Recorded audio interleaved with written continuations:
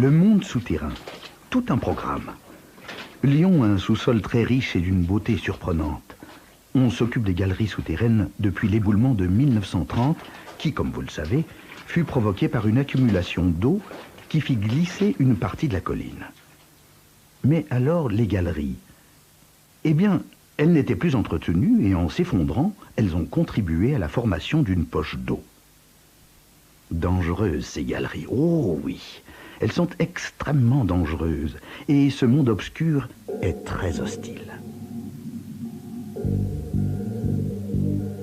Un des plus grands réseaux lyonnais se trouve sous le versant est de la Croix-Rousse, que l'on appelle communément les Fantasques. Ce réseau de plus de 4 km s'échelonne sur plusieurs niveaux à des profondeurs différentes. La partie la plus étonnante est l'arête de poisson qui reste à ce jour inexpliquée, quoique on sait que cela n'a rien à voir avec le captage d'eau. Oui, l'eau a un rôle essentiel dans l'origine des galeries, mais je vous en parlerai plus tard. En effet, personne ne sait pourquoi on a creusé ces arêtes, raisons militaires, du 15e, du 16e, toutes les hypothèses circulent. Mais ce réseau reste une exception.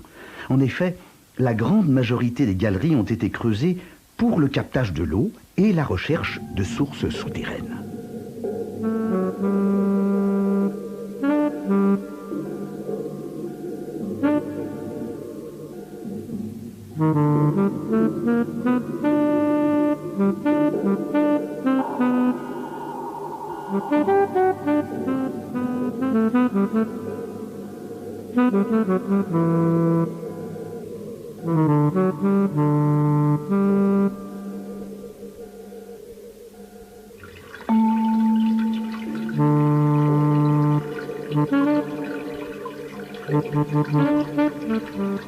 Des sources à Lyon et l'eau des fleuves alors.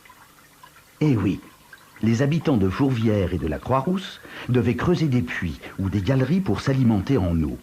C'est pour cette raison que toutes les galeries se situent sous les deux collines. Une précision encore. Les religieux sont responsables d'une grande partie de ces galeries. En effet, ils possédaient la plus grande partie des terres.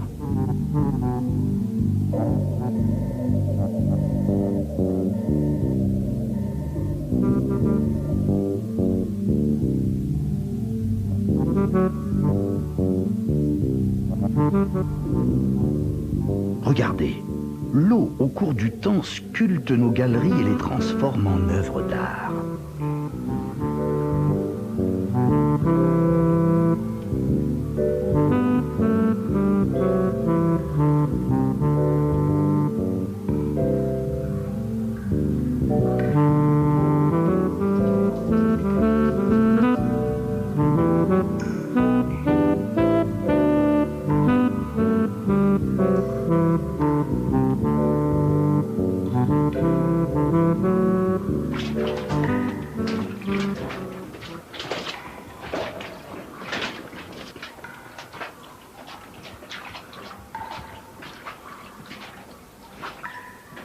Mais ce n'est pas tout.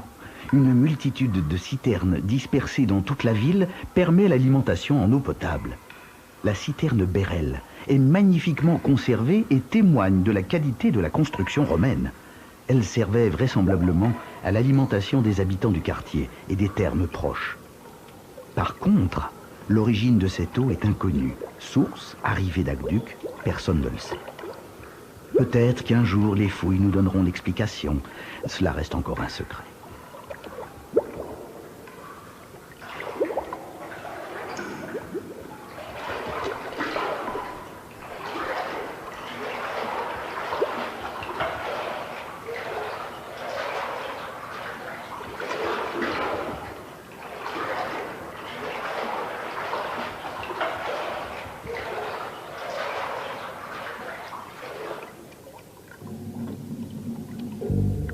Le gigantisme romain est copié quand il est décidé, en 1852, de mettre en place la distribution de l'eau dans la ville pour des raisons de salubrité. Cet immense bassin souterrain de 2500 mètres carrés permet la filtration de l'eau du Rhône. Et ce n'est pas seulement une citerne, mais 5 en cascade qui sont construites.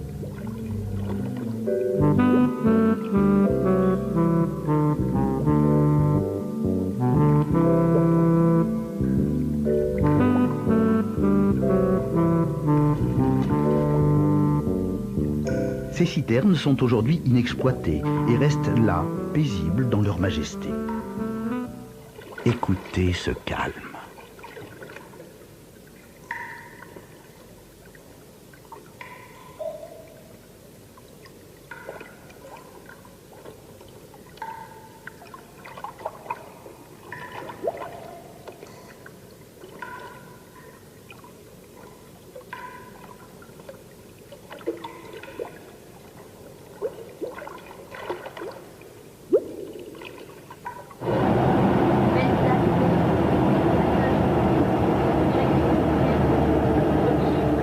Eh oui, tout n'est pas si calme sous terre.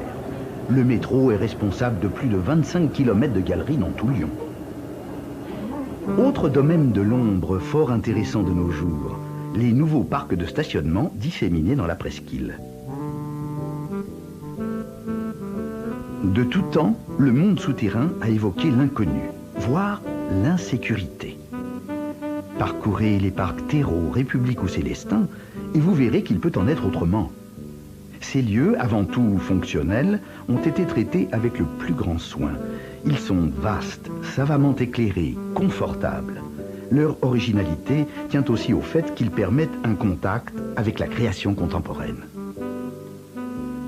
Voyez le parc Terreau. Mullican a conçu pour ce lieu une œuvre qui s'intègre parfaitement au contexte lyonnais. Dalles de granit, vitrines présentant des copies d'objets trouvés lors des fouilles archéologiques, reconstitution des murs de fortification, autant d'images liées à l'histoire de la ville. Prenez l'ascenseur du parc République pour voir défiler l'œuvre de néon de François Morellet.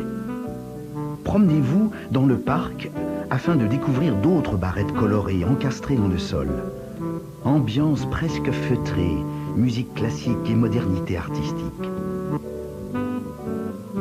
Même les signes du code de la route ont été revus et corrigés par Jan D. Penners.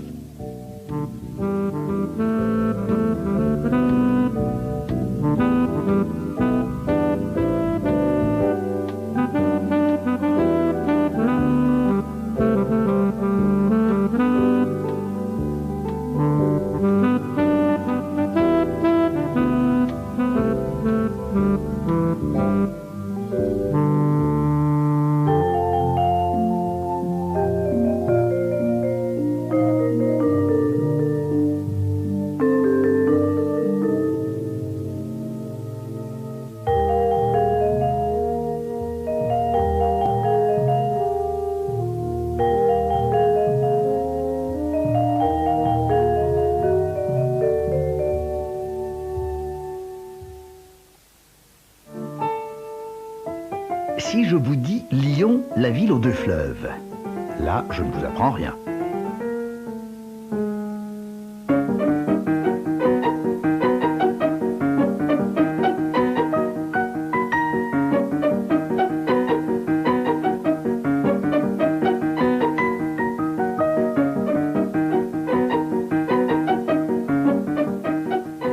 Tout au long des siècles, ces deux fleuves ont une importance capitale dans la vie et le développement de la cité. La Saône connaît très tôt une intense activité. Depuis l'Antiquité, elle est l'artère principale de la ville. Par contre, le Rhône, il était beaucoup moins aménagé que la Saône et pendant longtemps, l'activité fluviale y est moins importante.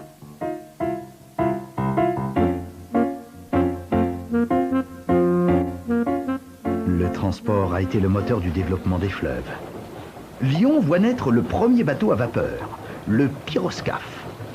En 1783, Jouffroy d'Abance, l'inventeur de ce fameux bateau, l'essaye sur la Saône.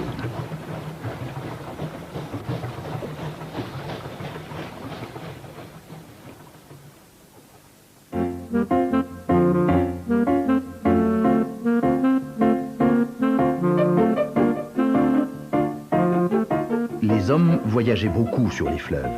Les bateaux-mouches, des bateaux vapeurs, sont utilisés sur de courtes distances. Tiens, d'ailleurs, savez-vous d'où vient leur nom? Je vais vous donner la version lyonnaise de l'histoire, la seule vraie version. Ces bateaux sont construits à Lyon dans les chantiers navals du quartier de la Mouche, et c'est là qu'ils prennent leur nom. En fait, c'est Lyon qui a fourni à la capitale les célèbres bateaux-mouches.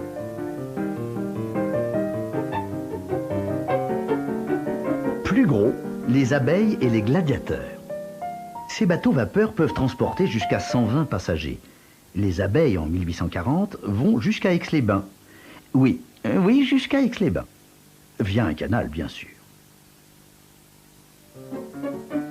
Se déplacer le long des fleuves est une chose, les traverser en est une autre. Les ponts sont rares dans Lyon et souvent très encombrés. De longues files d'attente où s'entassent hommes, bêtes et chariots s'étirent à l'entrée des ponts.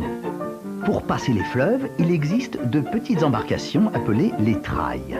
Ces espèces de bacs sont arrimés à un long câble, solidement fixé en amont, et passent d'une rive à l'autre avec la force du courant.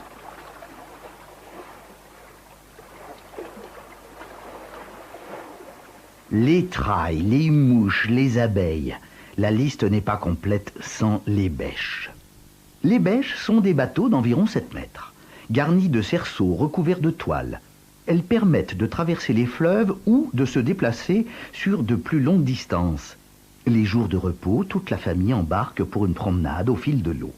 Les bêches sont conduites par de jeunes femmes vêtues de blanc et coiffées d'un grand chapeau de paille, orné d'un ruban noué sous le menton. Ah, les bêcheuses. D'ailleurs, on dit que l'expression bêcheuse vient de là. Enfin, bon, j'allais oublier de vous parler de l'utilisation particulière de ces embarcations. Sachez qu'au moins depuis le début du XVIIIe siècle, les bêches sont également des écoles de natation. Vers 1896, les bateaux piscines remplacent les bêches. Quand on demande à Guignol s'il sait nager, cet illustre gone répond « Pardi, je suis lyonnais ».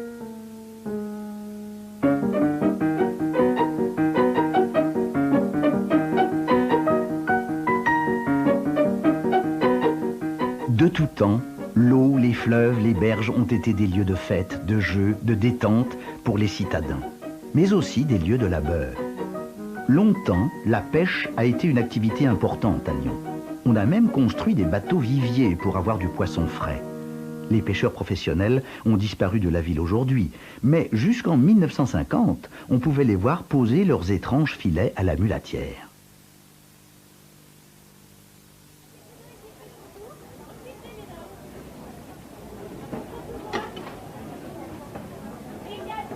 Au XVIe siècle, on voit apparaître de drôles de bateaux à fond plat qui ne quittent jamais le quai.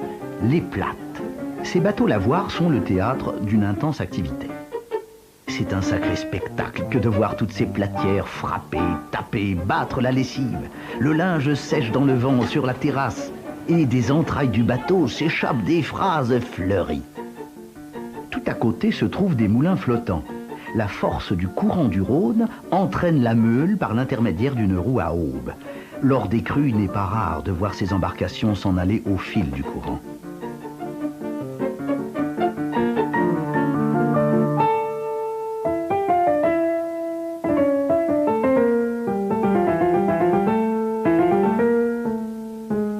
L'activité fluviale se développe d'abord sur la Saône.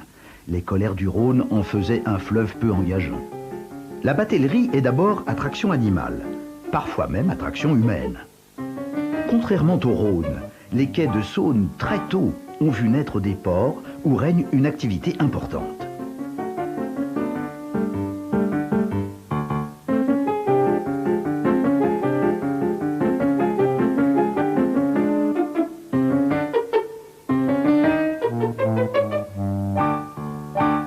Aujourd'hui, le port Édouard Herriot est fidèle à la tradition et accueille des péniches de toute taille transportant des matériaux divers. Ce complexe joue un rôle important dans l'acheminement des matières premières. C'est vrai que les choses ont évolué. Les attelages allant les bateaux ont fait place à la vapeur, puis au diesel. Le Rhône aujourd'hui n'effraie plus les bateliers. Leurs puissantes péniches et les travaux répétés des hommes l'ont enfin assagi. Des ouvrages permettent la régulation de son flot impétueux et le développement de la navigation comme la chute de Pierre-Bénite. Il faut que je vous raconte l'histoire de Pierre-Bénite. Voyager sur le Rhône n'était pas de tout repos et les naufrages sont fréquents. En quittant les eaux calmes de la Saône, les équipages amarraient leurs embarcations à une pierre de la berge où est creusé un bénitier. Là, le bateau et l'équipage étaient bénis et pouvaient affronter le fleuve, l'âme en paix. On a déplacé ce rocher au pied de la mairie, d'où le nom de la ville. 1856, les deux fleuves sortent de leur lit. L'eau s'engouffre partout, dévale les rues, envahit tout. La presqu'île a les pieds dans l'eau. La rive gauche du Rhône est particulièrement touchée. Le 31 à minuit, une digue cède, laissant la ville sans défense face aux flots en furie. Les maisons en Pisay, rongées par l'eau, s'effondrent les unes après les autres dans un fracas terrifiant. Des tourbillons de fumée flottent au-dessus des étages engloutis. Il y a eu heureusement peu de morts cette nuit-là. Mais les dégâts furent importants. Plus de 1200 maisons détruites et plus de 8000 sans-abri.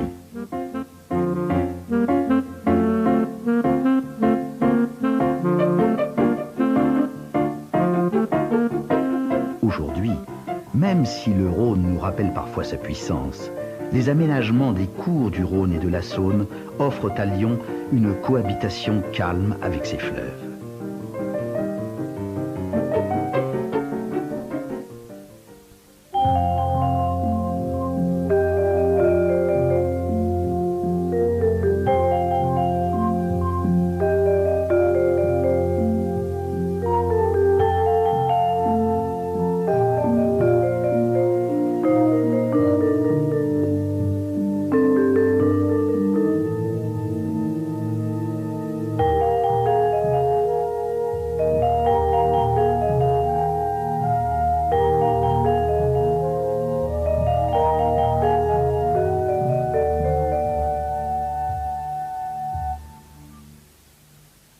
Lyon, ville de charité, le saviez-vous?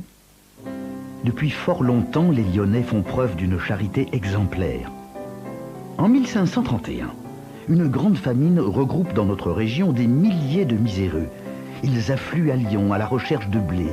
Les Lyonnais, généreux, leur ouvrent les portes de la ville et se mobilisent. Des quêtes efficaces s'organisent. Les maîtres imprimeurs, les nobles fortunés, les représentants des corporations, tout le monde participe. Le consulat, municipalité de l'époque, les loge dans des baraques en bois dans le quartier des Nais. Les bourgeois se cotisent pour acheter du blé et nourrir les pauvres. Ceux-ci font la queue tous les jours au monastère des Cordeliers pour recevoir leur pain. Au bout de 52 jours, la crise est passée. Heureuse surprise, il reste de l'argent dans les caisses. L'idée de créer une caisse permanente de secours aux pauvres est née. Saviez-vous que Jean Kleberg de Nuremberg est le premier souscripteur à cette caisse? Son surnom, le Bon Allemand, aussi connu sous le nom de l'homme de la roche. Regardez bien, il tient une bourse dans la main, elle est le symbole de sa générosité. Mais revenons à nos pauvres. Ainsi est fondé l'Aumône Générale, premier centre social mondial, ancêtre des hospices civils. On construit alors l'hospice de la Charité. Cet immense hospice s'étend sur 3 hectares. En 1934, après 300 ans de bons et loyaux services, l'hospice de la Charité est détruit pour permettre la construction de la Poste, que vous connaissez tous. Sous la pression d'une pétition de 10 000 signatures, le maire Édouard Herriot empêche la destruction du clocher de l'église de l'hospice. Ce clocher reste le seul témoignage de cette chaîne de solidarité. Désormais, quand vous passerez devant, souvenez-vous de cette histoire. Les Lyonnais savent réagir lorsque le besoin est vital. Pour ne citer qu'elles, 2 associations humanitaires lyonnaises sont très actives. Regardez l'association Équilibre. Créée en 1984, elle met en place des ponts routiers afin d'acheminer des produits de première nécessité entre la France et les pays en détresse. Tout s'explique. Écoutez bien les fondements de la charte Équilibre. La fin ne justifie pas les moyens. La fin est dans les moyens. Ce que l'on fait pour les autres, sans les autres, est contre les autres. Chaque vie est unique, irremplaçable et n'a pas de prix.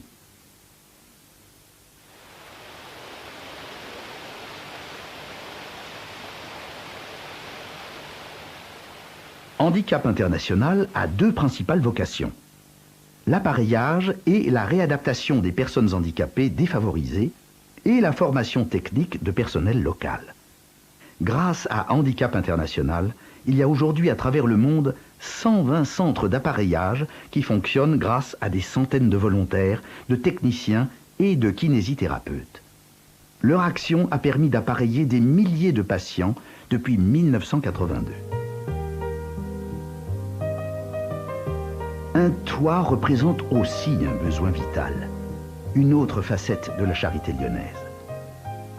Un personnage inconnu et d'une générosité étonnante, Félix Mangini. Son action n'est pas anecdotique et elle a, à l'époque, créé un changement de mentalité. Resituons-nous. 1888. Les logements sont dans un état de délabrement important, les sanitaires sont à l'étage, les fenêtres minuscules et les loyers extrêmement élevés. Les pauvres vivent dans des conditions très difficiles. Félix et Lucien Mangini, qui ont fait fortune dans les travaux ferroviaires, Édouard Hénard et Joseph Gillet, réagissent en créant la Société anonyme de logements économiques. Sa vocation s'inspire du catholicisme social. Il s'agit de construire des logements à loyer modéré avec un haut niveau d'hygiène. Une révolution pour l'époque.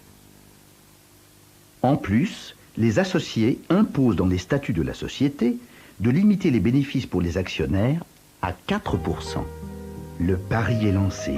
Faire des appartements plus confortables et moins chers sans aucune aide sociale.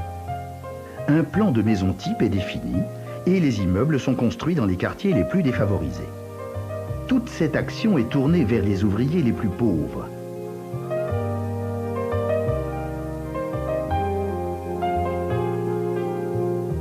Le pari est gagné. Cette société évolue, se modifie, change de nom pour s'appeler maintenant la Société des immeubles de Lyon. Mais le concept humaniste des fondateurs reste toujours présent dans l'évolution de la société.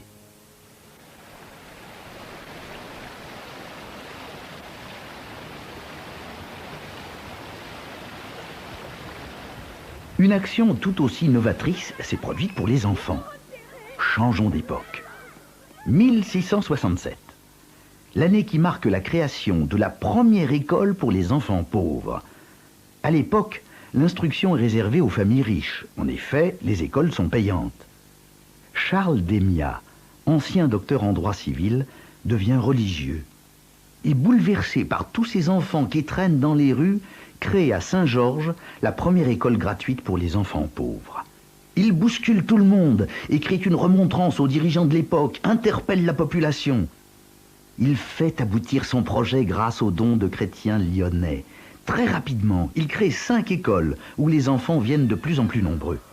Devant la demande de plus en plus forte et le manque d'instituteurs, il crée alors en 1672 la première école normale d'instituteurs. Sa chaleur et son amour pour les enfants est tel que lors de son enterrement en 1689, plus de 1600 enfants suivront son cortège.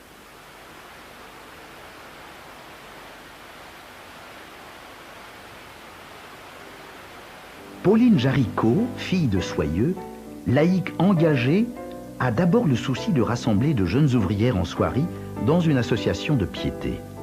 Puis, réfléchissant sur la pauvreté des missions étrangères de son temps, elle met en place un système simple et ingénieux qui associe 10 personnes solidaires, donnant chacune un sou et organisant à leur tour un groupe de 10 autres personnes. Ainsi est née la propagation de la foi, qui est maintenant présente dans tous les pays du monde. Sur le même principe, elle lance le rosaire vivant, qui réunit des personnes récitant une partie du rosaire.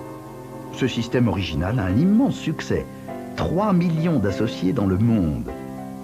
Également solidaire du monde ouvrier, elle est la première à vouloir l'organiser en association de travail.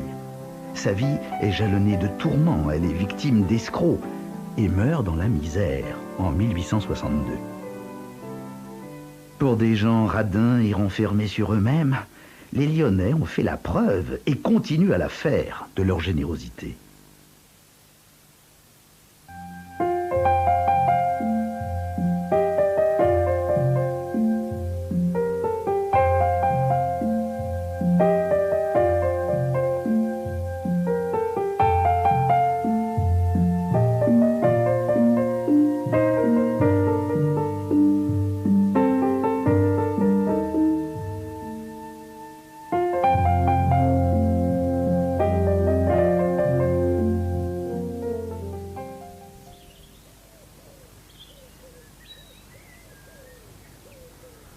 Lyon, capitale de la France?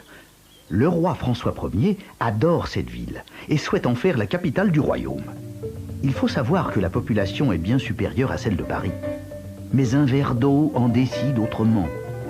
À la suite d'une partie de jeu de paume, le dauphin boit un verre d'eau et meurt empoisonné. L'attachement du roi pour la ville se transforme alors en haine et il s'installe à Paris.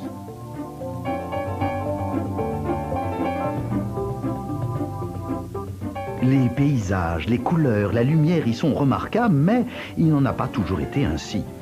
Avec le siècle industriel, Lyon prend une teinte triste et sombre. Heureusement, dans les années 1980 commence un programme de réhabilitation, mais pas de destruction. On s'affaire dans les vieux quartiers, on refait les intérieurs, les façades reprennent des couleurs, les rues retrouvent leur cohérence et l'on valorise les lieux historiques, particulièrement les quais de Saône. Vous connaissez tous le palais de justice sur les quais? Eh bien, il a failli se trouver au beau milieu de la Saône. En effet, en 1820, Baltard propose de construire un palais de justice sur les rochers de la Saône, au beau milieu d'un pont reliant les deux rives. Le coût de la réalisation et l'incompréhension font malheureusement avorter ce projet original. Au fait, les rochers de la Saône, ne les cherchez pas. Ils gênent la navigation fluviale. Alors, on les fait sauter. Bellecour n'a pas toujours eu le visage qu'on lui connaît. Elle est d'abord un vaste pré. Elle devient en 1562 une place d'armes. Vers 1686, c'est la grande période des places royales. On choisit naturellement Bellecour pour y installer la statue de Louis XIV. Ainsi, elle devient la plus grande place d'Europe. Il faut savoir qu'un décret royal interdit toute construction sur cette place. Pourtant, cet espace fait naître bien des projets chez les architectes. Tous ces bâtiments se mêlent à des espaces verts. L'idée est séduisante, mais le décret royal est le plus fort. Enfin, cette fois-ci, parce qu'en 1793, ce n'est pas que la place Bellecour qui est en péril. Lyon tout entier doit être rasé. Sous la Révolution, la ville est assiégée pendant 2 mois et tombe aux mains de la Convention le 9 octobre 1793. 2 mois de combats et de souffrances. 3 jours plus tard paraît un décret terrible. Article 3. La ville de Lyon sera détruite. Article 4. Le nom de la ville sera effacé du tableau des villes de la République. La réunion des maisons conservées portera désormais le nom de ville affranchie. Article 5. Il sera élevé sur les ruines de Lyon une colonne avec cette inscription « Lyon fit la guerre à la liberté, Lyon n'est plus ». Mais la raison l'emporte, et toutes ne seront pas détruites. 1854. Encore une démolition. Ça devient une manie. Mais là, pour la bonne cause. Il faut créer de grands axes et donner de l'espace à la presqu'île. Ainsi, on perce la rue de la République, qui, à l'époque, s'appelle rue Impériale. Eh oui, on est sous l'Empire. En 1975, le 5 septembre exactement, la rue de la République devient piétonne. Cette artère centrale est maintenant un lieu de promenade et de commerce.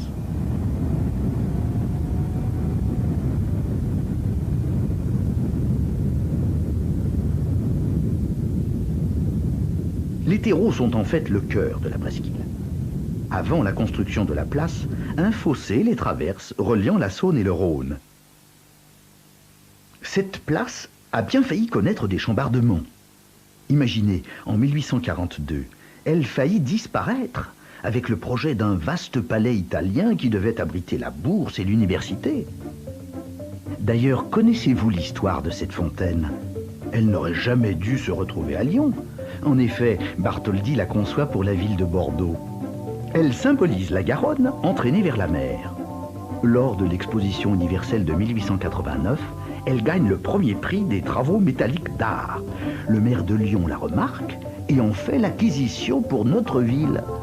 Son concept par miracle devient le Rhône entraîné vers la mer. En parlant de mer et de bateaux, savez-vous aussi qu'un certain monsieur Pitrat voulait voir le port de Marseille de la Croix-Rousse?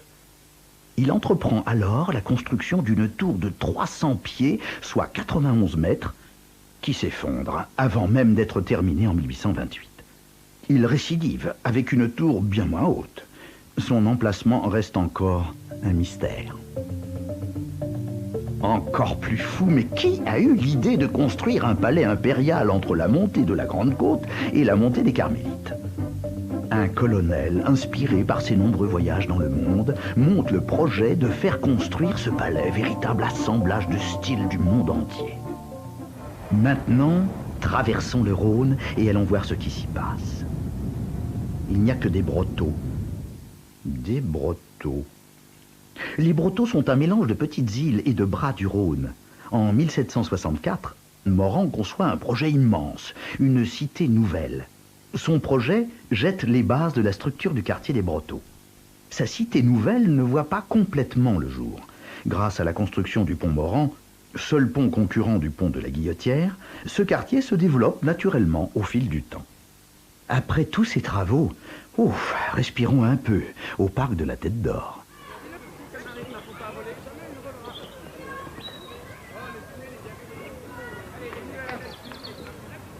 Que dire de plus que la tour du Crédit Lyonnais est la plus haute de Lyon? Figurez-vous qu'elle est exactement à la même hauteur que la basilique de Fourvière. En parlant de Fourvière, Lyon a toujours voulu relier ses quartiers. De 1841 à 1894, de nombreux projets naissent pour réunir les deux collines, la Croix-Rousse et Fourvière. Vous imaginez cette passerelle entre nos deux collines? L'Oscar du projet le plus ambitieux revient sans conteste à Monsieur Perrache. Ce quartier de Perrache n'a pas toujours existé. Le confluent s'arrête à l'origine au rempart d'Ainay. Il faut gagner du terrain sur l'eau pour pouvoir construire. Ces travaux colossaux de remblaiement commencent, mais sont interrompus par la Révolution. Plus tard, en 1807, Curten imagine un immense jardin sur ce terrain. Mais ce n'est pas la priorité de ce début de siècle. Au fil du temps, à cette coupure naturelle de la presqu'île s'ajouteront la gare de Perrache, la gare routière et l'autoroute.